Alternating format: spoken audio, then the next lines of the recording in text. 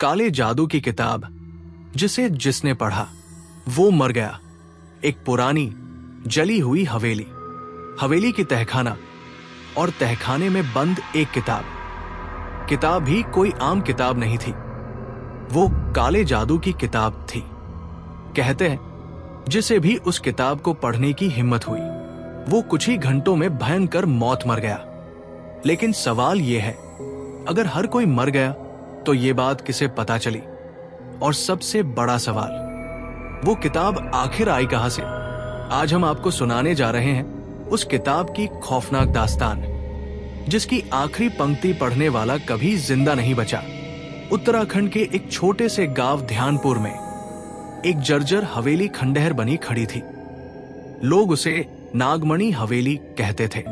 कोई नहीं जानता था कि नाम नागमणि क्यों पड़ा, लेकिन पिछले 70 सालों में जो भी वहां गया वो लौटा नहीं। वर्ष 1993 गांव के एक युवक विवेक शर्मा ने पुरानी चीजों को इकट्ठा करने का शौक पाल लिया।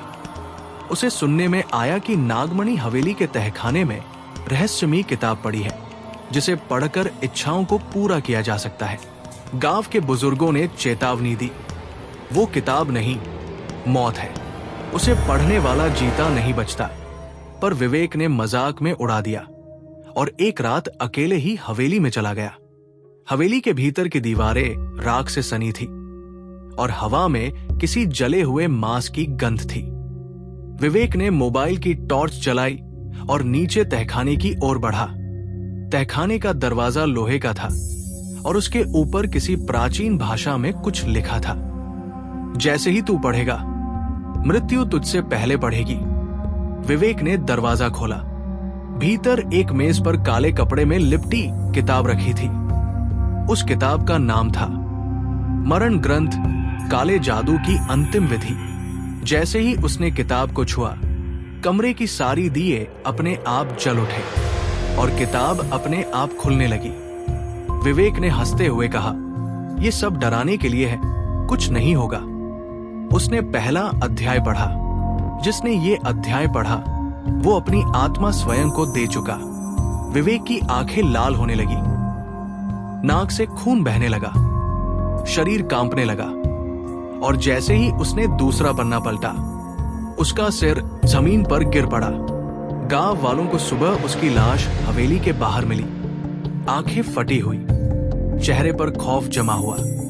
इस घटना के कुछ महीने बाद दिल्ली की एक पत्रकार समीरा गुप्ता को इस मौत की खबर मिली। उसे सनसनीखेज स्टोरीज का जुनून था। वो गांव पहुंची और हवेली का सच जानने की ठानी। बुजुर्गों ने उसे भी चेताया, लेकिन समीरा ने कहा, अगर मौत सच होती तो किताब अब तक किसी ने न जलाई होती। मुझे इस रहस्य से पर्दा उठाना है। रात के 2 बजे कैमरा और माइक के साथ वो हवेली में घुसी और तहखाने में जाकर किताब उठाई।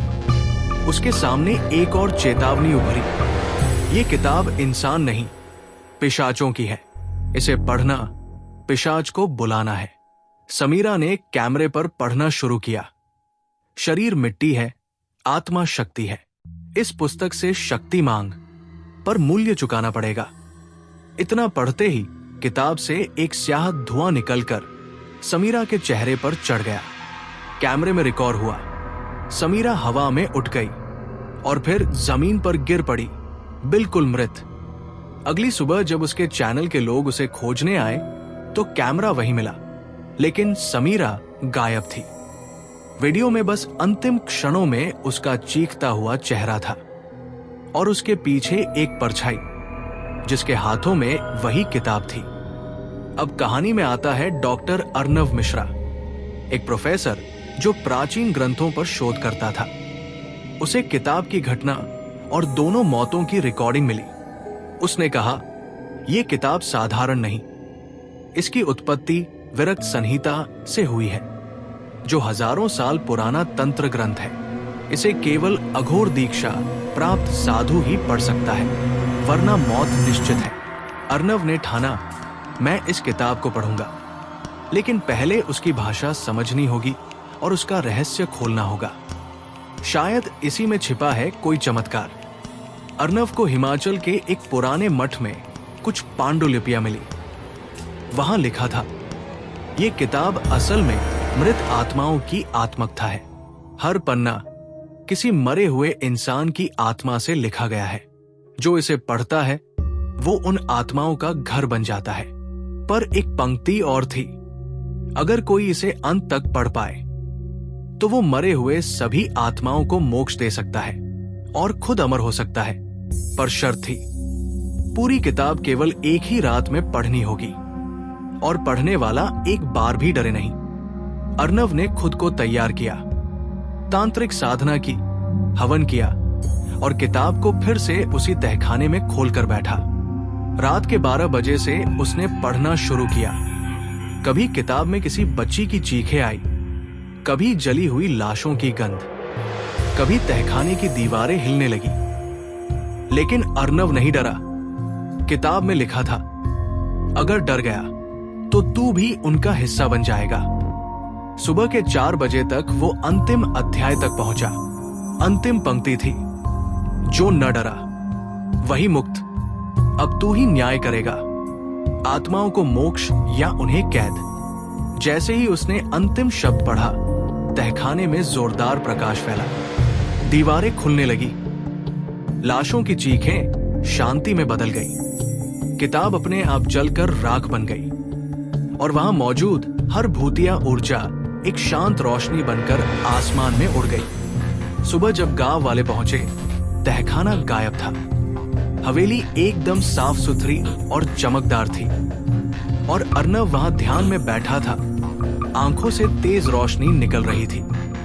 उसने कहा, अब ये हवेली शाप मुक्त है और किताब की आत्माएं अब स्वर्ग में हैं। लेकिन किताब की राख अब भी मेरे पास है। अगर कोई लोभ में आकर उसे फिर से जिंदा करना चाहे तो इतिहास दोहराया जाएगा। कहानी खत्म हो गई, लेकिन गांव के बाहर एक अजनबी बाबा आकर बैठ गया है।